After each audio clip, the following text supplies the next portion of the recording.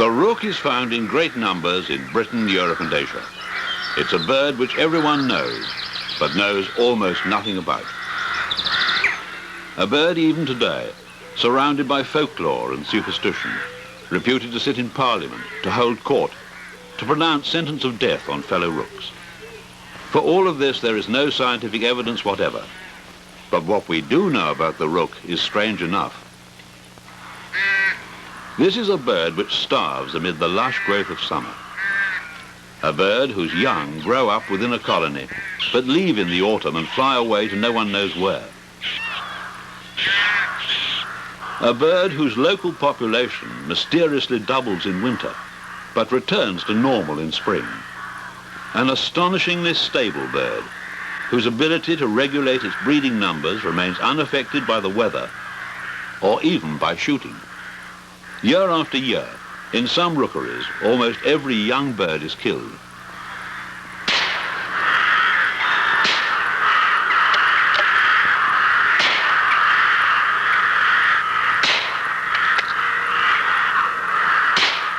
Many countrymen regard the rook as a threat to agriculture. But although it's hard to believe, shooting makes no difference to the rook population. Next year there will be just as many rooks in the tall trees and just as many nests to hold them.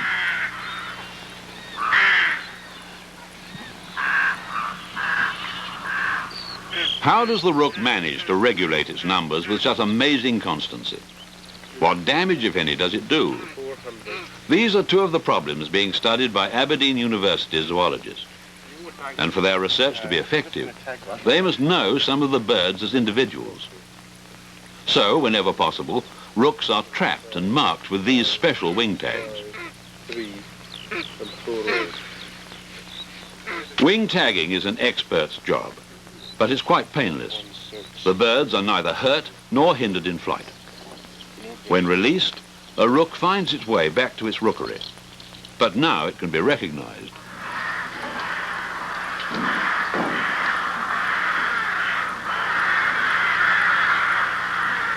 To observe its behavior at close quarters, we must follow it into its own world, high up among the swaying treetops.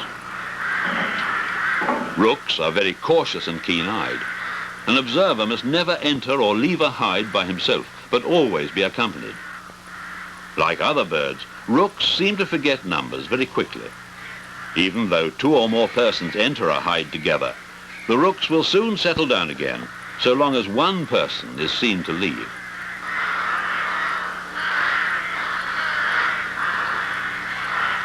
Most rooks breed for the first time when they're 2 years old. Nests are built in March and April, and it's a time of great activity.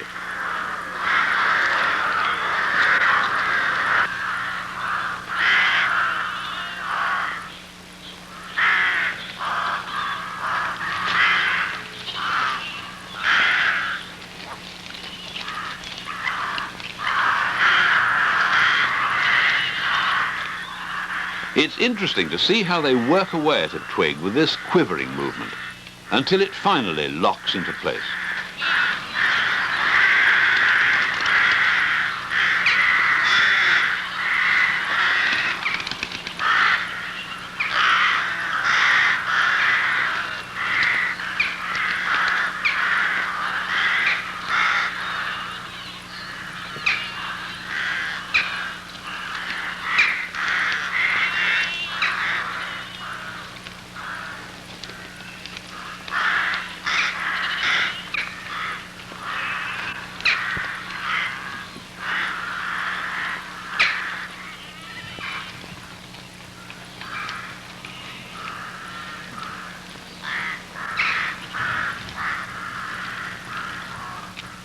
Although most twigs are collected from the ground below the rookery trees, it's tempting to steal them from neighbours who've gone off together to feed.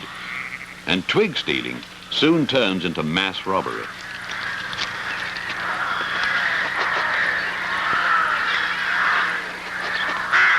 To steal a twig is all very well, but when you get it home, you've still got to get it upstairs.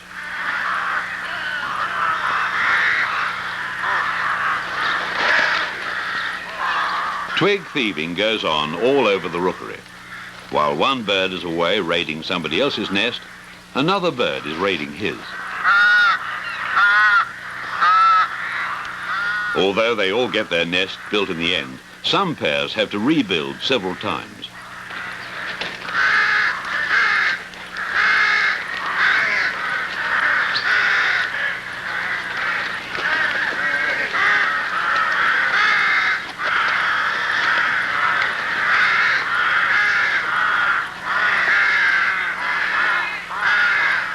It's a wonder that some of them ever get their nests built at all. The valley of the River Ithon, study area of the Aberdeen University research team, is 270 square miles of woods and agricultural land with a high proportion of cereal crops. It has an average of 72 rooks' nests per square mile, about 38,000 breeding birds, a higher density of rook population than anywhere else in the world.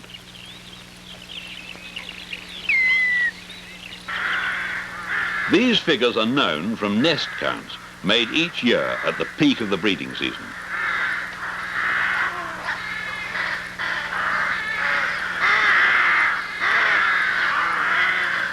But it's impossible to count all the nests from ground level. Some trees hold vast collections of sticks containing 5 or 6 nests belonging to different pairs of birds.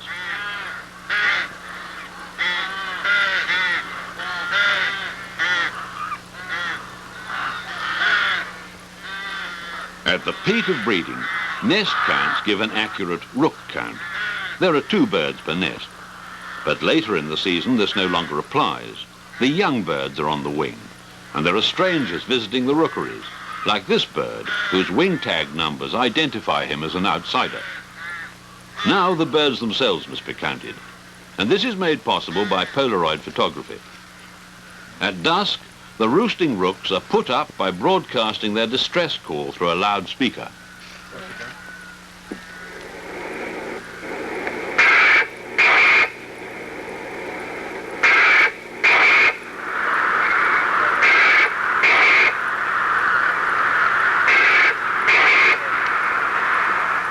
A photograph is taken as the flock rises clear of the trees.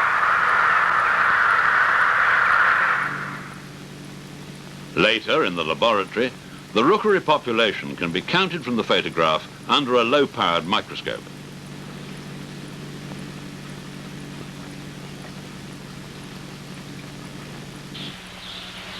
Rooks lay their eggs between mid-March and early May, an average of 4. The female alone does the incubation.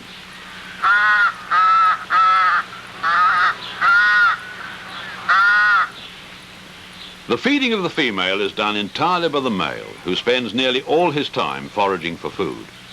But what does this food consist of? Like many species, rooks cast undigested pieces of food in the form of pellets. And by collecting these pellets from underneath the nests, it's easy to see what the birds have been eating. At this time of the year, grain is an important item of their diet. The small stones and pieces of grit mixed with the corn husks help to grind up food in the gizzard. Whether rooks cause damage depends on the type of farming.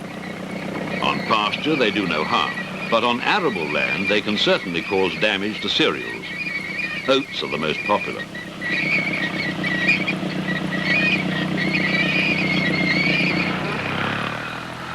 In spring, when food is easy to find, they tend to feed close to their rookeries, and this is confirmed by observation of wing-tagged birds. Rooks are extremely wary, but they've become accustomed to motor vehicles which make convenient observation hides. Wing tags can be read up to 250 yards away. The tag identifies the bird and the rookery it comes from.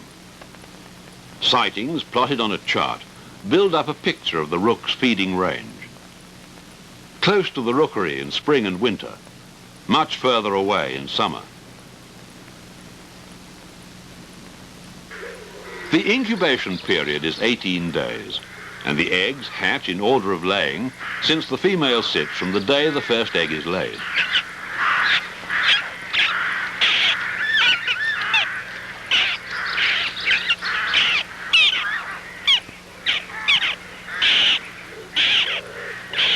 She never goes off in search of food herself.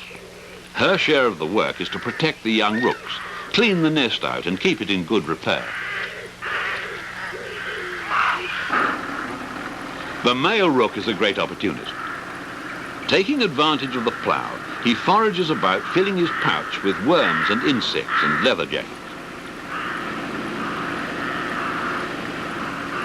The pouch is hanging just underneath the beak. This one is literally bulging with food.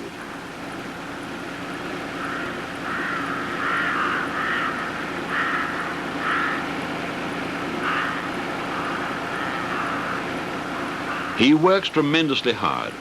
Regularly, at intervals of 15 to 20 minutes, he flies back to the nest with a pouch full of food to feed his hungry brood.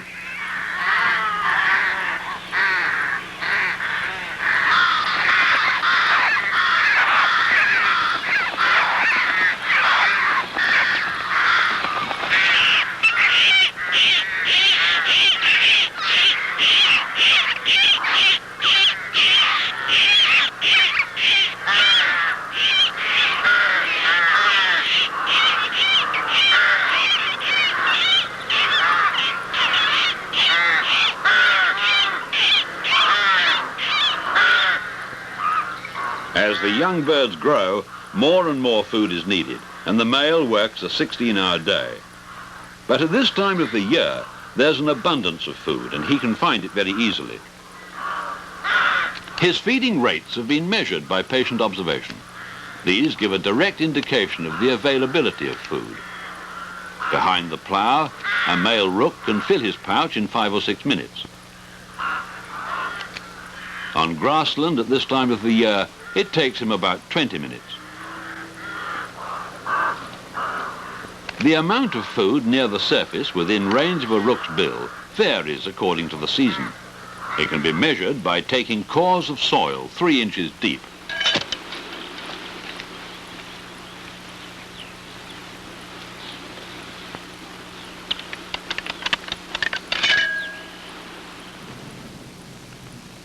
The contents of a core are analysed in the laboratory. In this sample taken during early spring, there's plenty of food, both worms and leather jackets. Leather jackets form a high proportion of the spring diet, and since they're pests, the rook, by eating them, is doing the farmer a bit of good. Worms are eaten at any time of the year, whenever a rook can find them, but they're most abundant near the surface of the soil in late spring. The male at this nest certainly needs an abundance of easy food, since he has 2 females to support. For 2 females to share the same nest is most unusual, and has never before been filmed.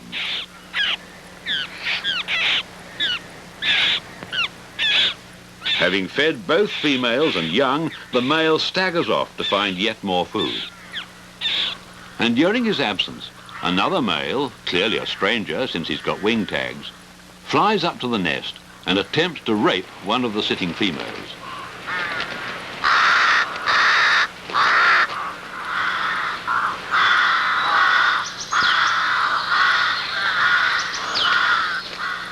Attempted rape is very common in a rookery. It usually happens after a male has been rejected by his own incubating mate. The female fights back vigorously, and this fighting attracts other males who also attempt to mount. Eventually, the nest becomes a mass of struggling birds.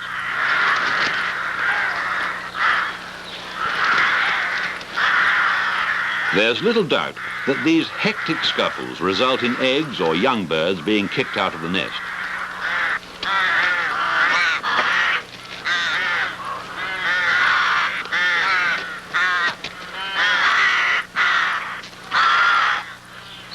Other losses are caused by gale force wind. Invariably, on the morning after a stormy night, eggs and young birds are found lying under the trees. For young birds prematurely ejected from a nest, there's no hope whatever.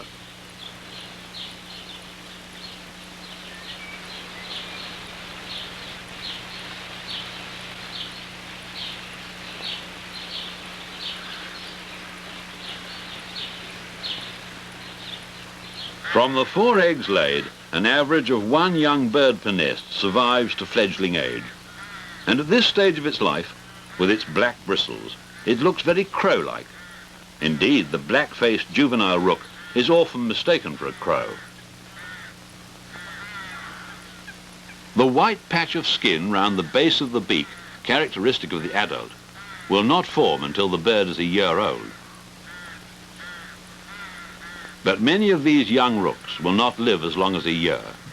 The month of May is the time of the annual rook shoot. And now, when the young birds are sitting out on the branches, they make easy targets.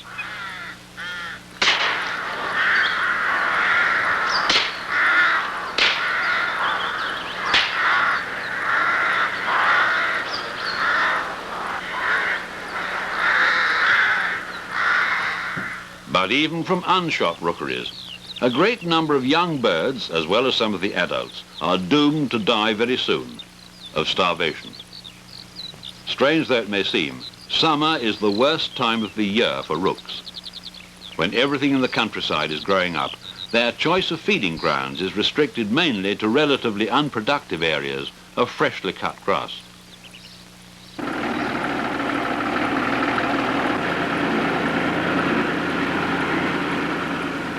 If the foliage is not too high, the birds will use potato fields.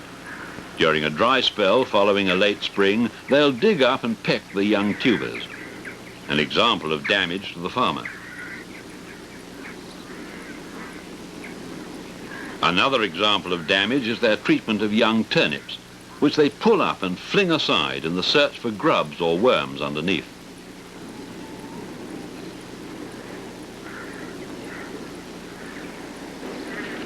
Some birds have the chance to invade sheep and pig pens, where they rob these animals of their feed.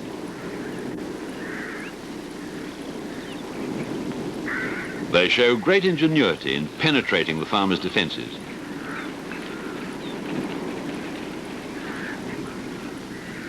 They're desperate for food, and against hungry birds, traditional scaring devices are not very effective.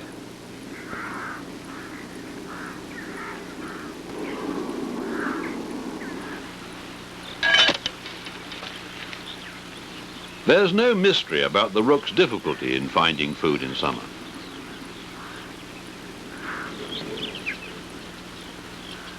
This soil core, taken from exactly the same place as the spring sample, illustrates the point only too clearly. There's no food at all near the surface. The earth is dry and dusty. The leather jackets are hatching into daddy longlegs and the worms have gone deep. Rooks can no longer find easy food. They must range for miles and forage all day long. Most of them are in very poor shape. How different from the sleek, well-fed bird of springtime.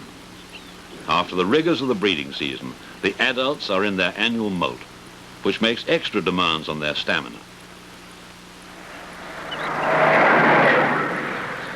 The young, too, have no reserves of fat. Many are killed by the roadside, and many die in the rookeries. About 10% of the adults and 50% of the young rooks are dead. The rook shooters could have saved their cartridges. The rook's changing condition has been confirmed in the laboratory by analysing the fat content of a sample of birds throughout the year, both male and female. As shown by this graph, the condition of a rook falls very sharply from a winter peak to a summer low.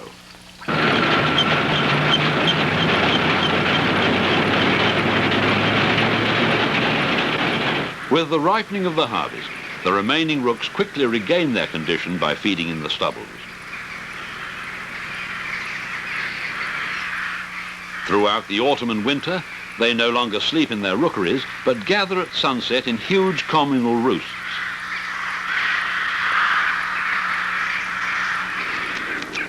With the aid of a hand counter, the number of rooks in each roost is checked regularly as the birds fly in ones and twos along customary flight lines in the late afternoon.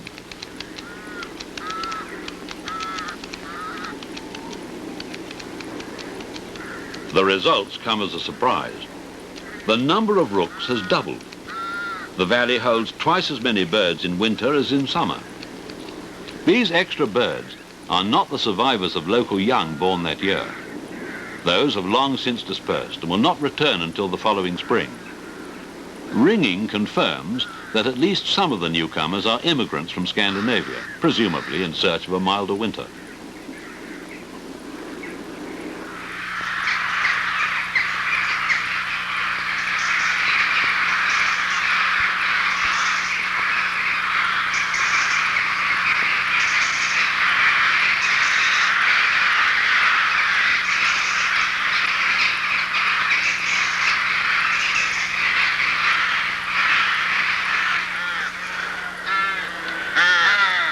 With the coming of spring, the immigrant rooks depart, and the resident rooks settle again in their rookeries to breed. And once again, on old sites where last year's nests have been blown away by winter gales, the first twigs of a new season are put into place. The labelling of nest sites shows that precisely the same places are used time after time. Once more, the air is filled with raucous cries as hordes of nest-raiding rooks steal each other's twigs. But eventually, all the nests are built, and the rooks begin to incubate their eggs. And now, a dramatic fact emerges. There are just as many nests as there were in previous years. Careful counting proves that rookery populations remain amazingly steady year after year. Neither summer mortality nor the shooting of the young in May has any effect whatever on the number of nests. There always seem to be enough young rooks to fill the vacancies caused by the deaths of established adults. It seems that the vacancies are filled during the latter part of the breeding season, when young one-year-old rooks start to visit rookery after rookery. They hop about in the trees, taking an active interest in loose twigs and old nests. Whenever young rooks move too close to established adults, they are attacked and driven away.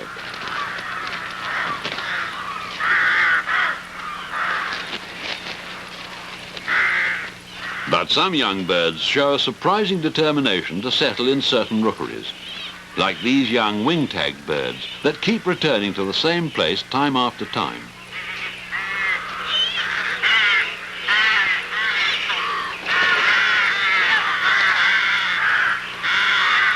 Here they come again, and again they're driven off. And again.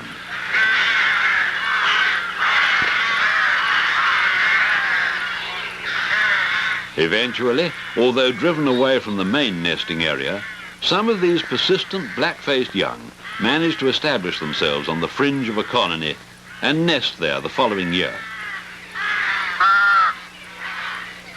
But what is it that determines the precise number of young birds that settle in any particular rookery? It's a fascinating problem, and to solve it, long-term experiments and observations are already underway. Meanwhile, exactly how this bird controls its numbers with such beautiful efficiency still remains the riddle of the rook.